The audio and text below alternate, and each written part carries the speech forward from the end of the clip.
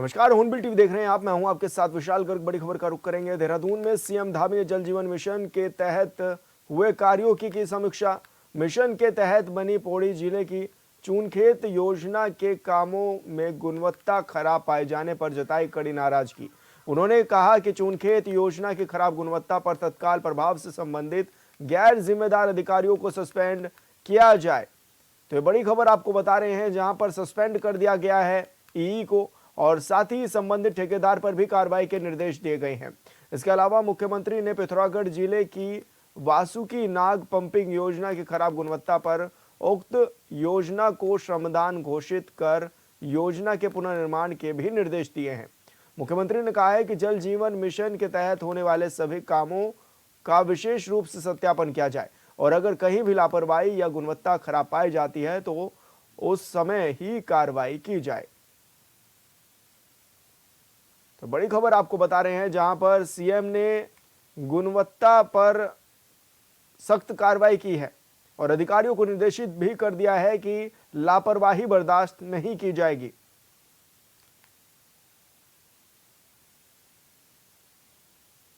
तो बड़ी खबर आपको बता रहे हैं, जहां पर सीएम ने बैठक की थी और बैठक में चूनखेत योजना की खराब गुणवत्ता पर यह कार्रवाई भी की गई है।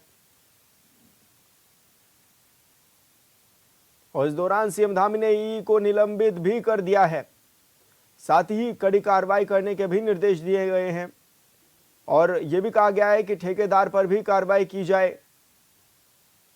तो खराब गुणवत्ता को लेकर सीएम धामी सख्त रुख अपनाते हुए नजर आ रहे हैं।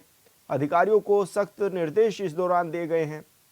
किसी भी तरह की लापरवाही बरतने से पहले कार्रवाई की जाए। किसी भी तरह की लापरवाही नहीं बरती जाएगी, यह सीएम ने आदेश जारी कर दिए हैं। और जहां भी खराब गुणवत्ता देखी जाए वहां पर कार्रवाई करने के निर्देश इस दौरान दिए गए हैं। जल जीवन मिशन की समीक्षा कर रहे थे सीएम। और संवाददाता अरुण सैनी हमारे साथ फोन लाइन पर जुड़ गए हैं। अरुण, क्या कुछ जानकारी मिल रही है, किस तरह के निर्देश सीएम धामी ने दिए हैं? जी विशाल, देखिए, प्रधानमंत्री नरेंद्र मोदी की एक महत्वाकांक्षी योजना, एक महत्वपूर्ण योजना हर घर जल, जो हर घर नल की जो योजना चल रही है प्रधानमंत्री केंद्र की, उसके तहत उत्तराखंड में भी योजना है। और ऐसे में इसके तहत कई परिवारों को, करीब 14 लाख परिवारों तक जो है घरों तक जल पहुंचाना सरकार की प्राथमिकता है और इसके लिए लगातार कार्य भी किया जा रहा है। 13 लाख से अधिक घरों में जो है जल अभी तक पहुंचा दिया गया है।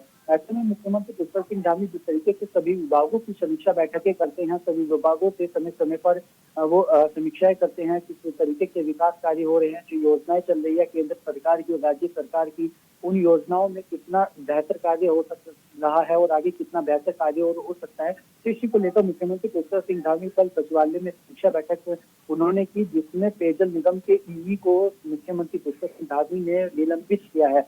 तो ऐसे में इसका पीछे का कारण क्या है? जैसे कि पौड़ी जिले की चुनखेत पंपिंग योजना के कार्यों की खराब गुणवत्ता जो है पाई गई है, जिस पर कड़ी कार्यवाही मुख्यमंत्री पुष्कर सिंह धामी ने की है। उस पर कड़ी कार्यवाही करने के निर्देश भी जो है आगे दिए गए हैं और उसकी जांच करने के निर्देश मुख्यमंत्री पुष्कर सिंह धामी ने दिए हैं। और मुख्यमंत्री पुष्कर सिंह धामी ने सख्त ये आदेश दे चुके हैं कि किसी भी प्रकार की खराब गुणवत्ता किसी भी कार्यों में वो नहीं बख्शी जाएगी और ऐसा करने वालों के खिलाफ सख्त से सख्त कार्रवाई जो है वो की जाएगी। संघी के दिशा निर्देश मुख्यमंत्री पुष्कर सिंह धामी ने दिए हैं और कहा है कि आने वाले समय में विकास कार्यों में और तेज गति लाई जाए और जो योजना चल रही है पेयजल योजना, इसमें और गति लाई जाए और हर घर जल जो है वो जल्द से जल्द पहुंचाया जाए ताकि लोगों को किसी प्रकार की दिक्कत परेशानी का सामना न हो।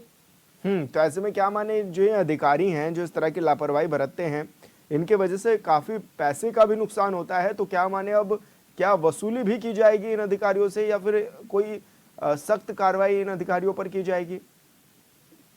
जी विशाल, देखिए, मुख्यमंत्री ने समीक्षा बैठक की, इनको निलंबित किया और उसके बाद जांच के आदेश मुख्यमंत्री पुष्कर सिंह धामी ने दिए हैं और जांच के बाद जांच में क्या कुछ निकलकर सामने आता है, किस तरीके की गुणवत्ता का कमाल लगाया, जो खराब गुणवत्ता है वो क्यों की गई, इसका पीछे का कारण क्या है, तो इसकी जांच के निर्देश मुख्यमंत्री पुष्कर सिंह धामी ने दिए और जांच हो, जांच के बाद आगे क्या कुछ कार्यवाही जो है सरकार की तरफ से की जाती है, तमाम चीजें देखने वाली होगी। बिल्कुल अरुण, बहुत शुक्रिया आपका तमाम जानकारी साझा करने के लिए। देश की राजधानी दिल्ली में प्रदूषण का असर पहाड़ी राज्य उत्तराखंड पर भी पड़ रहा है, दरअसल दिल्ली में प्रवेश पर उत्तराखंड की पुरानी बसों को प्रतिबंधित कर दिया गया है। लिहाजा उत्तराखंड से दिल्ली जाने वाले यात्रियों को परेशानी भी झेलनी पड़ रही है, लेकिन जल्द ही सभी परेशानियों को दूर किया जाएगा, क्योंकि उत्तराखंड सरकार न सिर्फ नई बसें खरीद रही है, बल्कि राज्य के सभी बस डिपो को अलर्ट भी कर दिया गया है।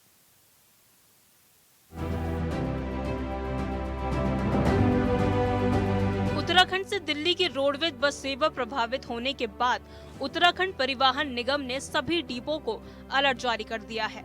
उत्तराखंड परिवहन निगम के एमडी डॉक्टर आनंद श्रीवास्तव ने बताया कि नए नियमों के तहत दिल्ली में BS3 और BS4 की बसें नहीं चल पा रही हैं।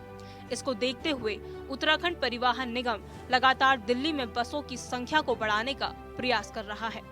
किसी भी यात्री को परेशानी न हो, निगम की ओर से ये प्रयास किए जा रहे हैं। उन्होंने बताया कि दिल्ली रूट पर निगम की करीबन 300 बसें चल रही हैं।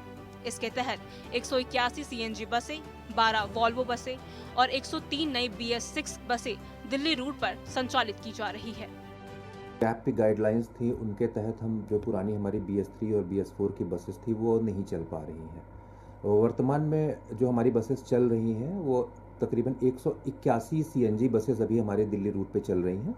उसके अलावा 12 वोल्वो बसेस चल रही हैं BS6 की, और हमने जो नई बसेस खरीदी थी अभी 130 जो बसें आनी थी उसमें से 103 बसेस अब तक आ चुकी हैं। तो इन बसों की सहायता से, ये तकरीबन 300 के आसपास बसेस हैं, इनकी सहायता से हम दिल्ली रूट पर आवागमन कर रहे हैं। जहां पर आवश्यकता पड़ रही है, जैसे वोल्वो बसेस में हम उनके फेरे भी बढ़ा दे रहे हैं, और पूरा हमारा प्रयास है कि किसी भी यात्री को कोई समस्या ना होने पाए।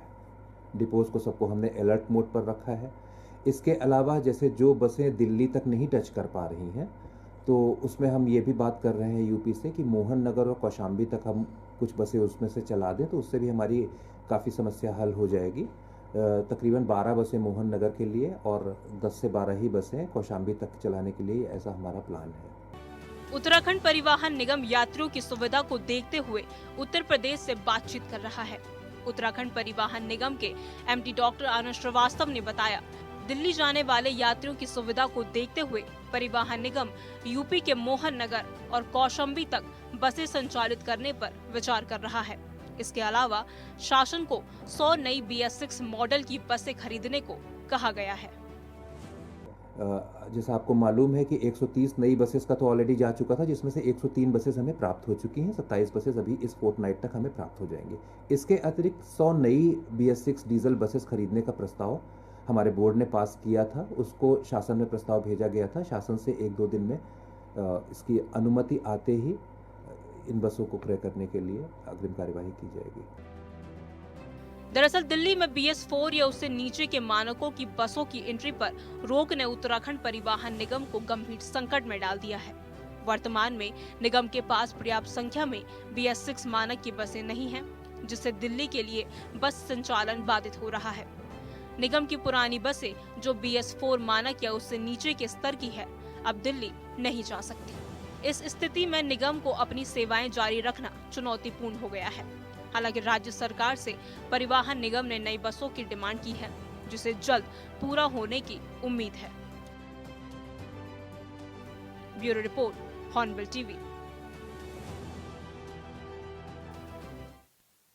जिलाधिकारी डॉक्टर महवान सिंह बिष्ट ने जोशियाड़ा बैराज के निकट स्थापित रुद्राक्ष वाटिका का भ्रमण कर रुद्राक्ष एवं देवदार के पौधे रोपे हैं।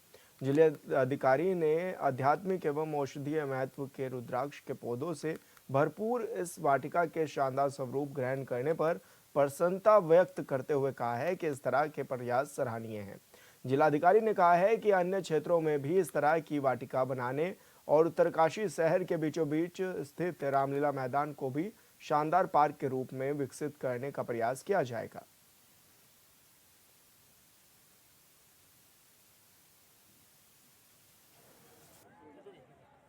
बिल्कुल शानदार एक स्वरूप ले रही है और इसमें आने वाले समय में ये रुद्राक्ष वाटिका हमारे उत्तरकाशी शहर का एक आकर्षण का केंद्र बनेगा, जैसी हमें आशा है।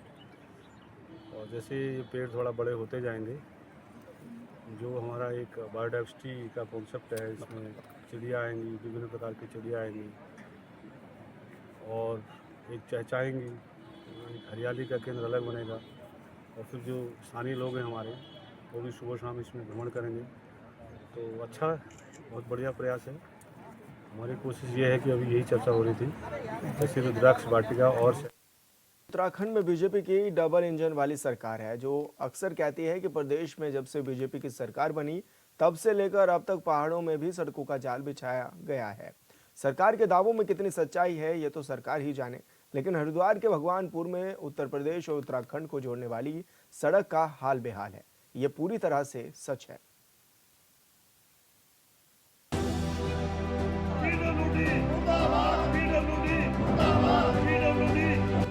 अजी और रास्ता हम जब तक हमने होशी भाड़ी इस तरह देख रहे, इसमें गड्ढे खंचे बस इसी तरह चला आ रहा। और आज तक जितने विधायक एमएलए एमपी बने हैं सब ने इससे किनारा ही रखा। जी हाँ, सही सुना आपने। हरिद्वार में भगवानपुर विधानसभा क्षेत्र के चोली प्लांट, मंडावर और छापुर, शेर अफगनपुर सहित कई गांवों के ग्रामीणों को सियासत करने वालों ने अब तक धोखा ही दिया है। उत्तराखंड की बीजेपी वाली डबल इंजन सरकार के कैबिनेट मंत्री से लेकर स्थानीय कांग्रेस विधायक ममता राकेश तक सबको पता है कि यहाँ वर्षों से सड़क का निर्माण कार्य नहीं हुआ, लिहाजा लोगों को परेशानी होती है, लेकिन किसी ने अब तक ध्यान नहीं दिया है।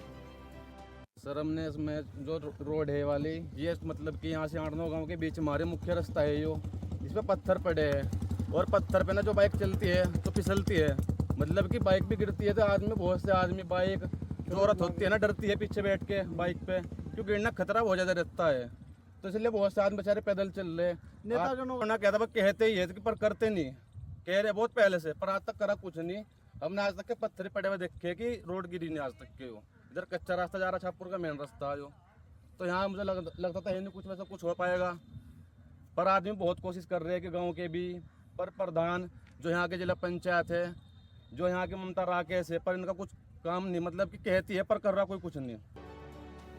बड़ी बात तो ये है कि यह सड़क सिर्फ भगवानपुर विधानसभा क्षेत्र के चोली प्लॉट, मंडावर और छापुर, शेर अफगनपुर गांव सहित कई गांवों को जोड़ती है, बल्कि सड़क उत्तर प्रदेश और उत्तराखंड के हाईवे को भी कनेक्ट करती है। बावजूद ना तो उत्तराखंड सरकार के कैबिनेट मंत्री ध्यान दे रहे हैं, ना ही स्थानीय विधायक कुछ कर रही है। अजी और रास्ता हम जब तक हमने होशी भाड़ी इस तरह देख रहे, इसमें गड्ढे खंचे बस इसी तरह चला आ रहा। और आज तक जितने विधायक एमएलए एमपी बने हैं सब ने इससे किनारा ही रखा। और ये हाईवे से हाईवे को जोड़ता है रास्ता। अरे इस पर कोई विधायक उद्योग भी नहीं करवाता, कोई हमारी सरकार ऊपर रहता ही सुन लो कुछ। विधायक उद्योग का तो यहाँ कोई दिख नहीं रहा हम रोल, ना आज तक किसी एमपी का दिखा। तो कुछ चाहिए तो बजी इसका तो कारण ही सरकार ही बता सको, आए जिन पर आ रहे हैं खा रहे हैं बता सको।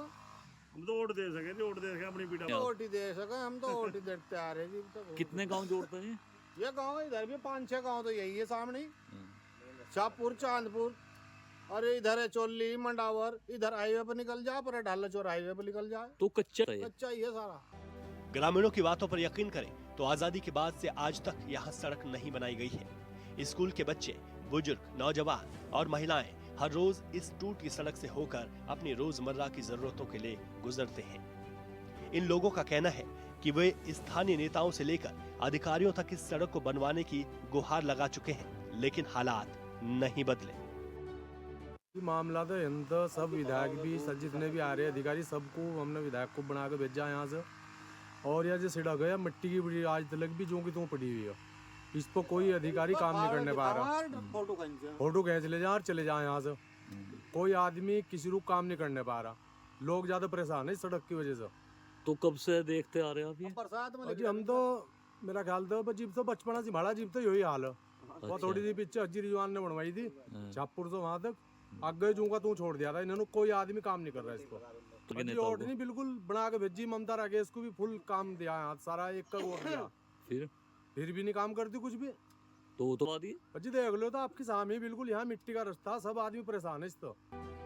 यहाँ के लोग दशकों से सड़क की आस लिए, नौजवान अब बूढ़े हो चुके हैं। कई लोग इस सड़क की उम्मीद लिए दुनिया छोड़ चले हैं। ग्रामीण कहते हैं कि धार्मिक आधार पर चुनाव के वक्त नेता ध्रुवीकरण करके चुनाव जीतते हैं और उसके बाद भूल जाते हैं।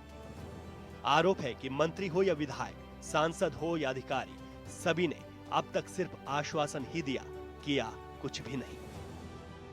जैसे छापुर है, छापुर से अगली तरफ जो है एकदम यूपी की सीमा से जुड़ जाता है ये रास्ता, जो हमारे उत्तर प्रदेश को जोड़ता है। ये रास्ता हाईवे से जोड़ता है। अच्छा, कितने गाँव का रास्ता है? ये रास्ता तो मैं तो एक छापुर, मेरे से पिछला गांव जिस रास्ते से पीछे है वो छापुर पड़ता है, चांदपुर, और फिर पूरा यूपी जुड़ जाता है सर इससे। अच्छा, तो आज तक बना नहीं है? और एमपी को चुनते आ रहे, लेकिन कोई इस पर कोई असर नहीं पड़ रहा है। तो विधायक का क्या कहना है? विधायक का कहना तो हमने कई बार कह के थक चुके हैं, उसका कोई आश्वासन नहीं, बस खाली। अच्छा, और जिसमें छापुर मुस्लिम गांव है, मुस्लिम बहुमूल्य गांव है छापुर, और एक तरफा विधायक वोट डालता है। और ये छापुर वाले भी बता देंगे, मेरे साथ हैं, मेरे भाई हैं, मेरे परिवार के लोग हैं, मेरे एक पारिवारिक रिश्ता है छापुर से, क्योंकि मेरी एक सीमा का गाँव है, मेरे परिवार का गाँव है, मेरा बिल्कुल सरहद का गाँव सर। पी गए बस सारे पराउंड है, चैट रहे, होटलों में बैठे, कोई कुछ नहीं देख रहा है। ये तो मरवा होटलों में मस्ती ले रहे हैं, कोई सड़क से मतलब, हिंदू मुसलमान का नाम पर जीत जाते हैं। कई गांव के ग्रामीणों की समस्याओं पर सियासत करने वाले सियासत ही कर रहे हैं। भाजपा से चुनाव लड़ चुके सुबोध राकेश से जब इस सड़क के लिए बात की तो उन्होंने विधायक पर काम न करने का आरोप लगाते हुए पल्ला झाड़ लिया। इधर 3 बार से यहाँ कांग्रेस पार्टी की विधायक ममता राकेश हैं, जिन्होंने कहा कि वो इस सड़क का प्रस्ताव भेज चुकी हैं। उन्होंने एक लेटर भी दिखाया। वास्तविकता तो यह है, ये आज ही की बात नहीं है, लगभग 9 साल 10वां साल चल रहा है क्षेत्र में सम्मानित विधायक। इस क्षेत्र की जनता बार बार उनको चुन रही है, और वही लोग चुन रहे हैं जो सड़क के लिए आज इधर उधर की ठोकरें खा रहे हैं, भटक रहे हैं। मैं निश्चित रूप से कहना चाहता हूं कि सरकार कभी किसी नेता का काम नहीं रोकती है। इसका उदाहरण हमारे बड़े भाई स्वर्गीय सुरेंद्र राकेश जी हैं कि चमन बना दिया था विपक्ष में रहते हुए अपने क्षेत्र को, और अपने क्षेत्र को तो छोड़िए, आप दूसरे क्षेत्र को जो नए व्यवस्था में जुड़ना था वहां पर भी ऐसा कोई गांव नहीं बचा था जहां पर उन्होंने सड़कों का निर्माण नहीं करा दिया था। ये करने वाले का काम है जो करना जानता है। मैं निश्चित रूप से ये कहना चाहता हूँ आप लोगों से कि काम तो आज भी हो रहे हैं जो व्यवस्था से सरकार की होने चाहिए। सरकार किसी नेता के, किसी विधायक के क्षेत्र में इंटरफेयर नहीं करती है। जो उनके प्रस्ताव गए हैं वो निश्चित रूप से स्वीकृत होते हैं, यहाँ भी हो रहे हैं और भी क्षेत्रों में हो रहे हैं। मकसद मात्र ये है, मतलब उनका जो राजनीति करने का जो सोच और तरीका है कि मुस्लिम बहुल्य क्षेत्र में सड़कें डालने का कोई लाभ उनको नहीं है, क्योंकि वो वोट उनका पहले से ही है, वो ऑलरेडी उनके खाते में पड़ा है, इसलिए उसकी वो टेंशन नहीं लेती है। कांग्रेस पार्टी का सोच ये रही है। ये ग्रामीण निर्माण विभाग से संबंधित ये मामला है। ग्रामीण क्षेत्र की सड़कें आती हैं, ये पीडब्ल्यूडी के दायरे में नहीं आती है। लोक निर्माण में गाँव की मुख्य सड़कों का निर्माण होता है। तो इस सड़क को हमने फरवरी के महीने में, मेरे पास कुछ व्यक्ति आए और हमने ग्रामीण निर्माण मंत्री जी गणेश जोशी जी को इन सड़कों के प्रस्ताव दिए हैं। और इन सड़कों के, क्योंकि बीच में लोकसभा चुनाव आ गए थे, लोकसभा चुनाव के बाद बड़ी सड़कें हैं, 7 सड़कें मैंने अपनी विधानसभा से भेज रखी हैं, जिन पर मुझे लगता है कि शीघ्र कार्रवाई चल रही है और शुरू होने वाली है। जिनमें मुख्य रूप से मंडावर से चोली शाहबुद्दीनपुर होते हुए छापुर से कलालिटी की सीमा तक, यानी अपनी उत्तराखंड की सीमा तक इस सड़क का निर्माण कार्य किया जाना है। बड़ा सवाल ये है कि उत्तराखंड में कभी भाजपा तो कभी कांग्रेस सत्ता सुख भोग चुकी है, और इतना कुछ होने के बाद भी दोनों पार्टियों के नेता एक दूसरे पर आरोप लगाकर अपना पल्ला झाड़ रहे हैं। पिछले 3 बार से विधायक ममता राकेश हैं, तो उन्होंने आज तक इस सड़क पर ध्यान क्यों नहीं दिया, और जो प्रस्ताव विधायक जी दिखा रहे हैं वो इसी साल फरवरी में भेजा गया है। लिहाजा विधायक की कार्यशैली पर भी सवाल है।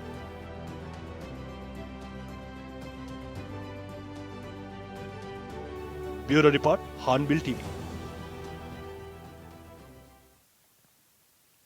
प्रधानमंत्री फसल बीमा योजना के तहत सेब की खेती करने वाले किसानों के लिए अच्छी खबर है। दरअसल ओवर एरिया इंश्योरेंस की वजह से ज्योतिर्मठ के करीब 27% सेब काश्तकार का 2023 का पूरा बीमा अप्रूवल नहीं हुआ, जिसके चलते कई किसानों की बीमा राशि बीमा कंपनी ने वापस कर दी थी, जबकि तकनीकी वजह से के चलते कई लोगों की राशि वापस नहीं हो पाई थी। इसलिए आज SBI जनरल इंश्योरेंस कंपनी ने कार्यशाला का आयोजन किया है, जिसमें सैकड़ों किसानों ने बीमा कंपनी के एजेंटों से अपने दस्तावेज सत्यापित कराए हैं।